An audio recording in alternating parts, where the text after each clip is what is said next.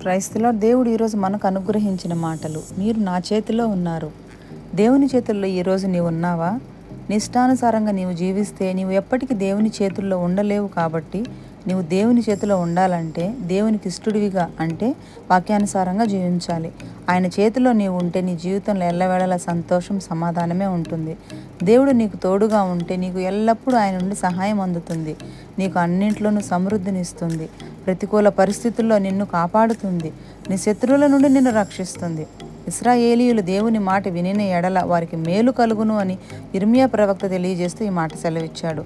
కుమ్మరి తన చేతిలో ఉన్న జిగట మన్నుతో సారిపైన ఏ విధంగా అయితే అందమైన కుండలను చేస్తాడో అదేవిధంగా నీవు కూడా దేవుని చేతిలో ఉన్నట్లయితే ఆయన నిన్ను కూడా ప్రతి బంధకాల నుండి విడిపించి ఒక నూతనమైన ఆధ్యాత్మిక రూపంలోకి నిన్ను మారుస్తాడు. ఒకవేళ ఇప్పటి వరకు నా జీవితం దేవుని చేతిలో లేదు అని నీవు భావిస్తే ఈ క్షణమే నీ జీవితాన్ని ఆయన చేతులకు అప్పగించు.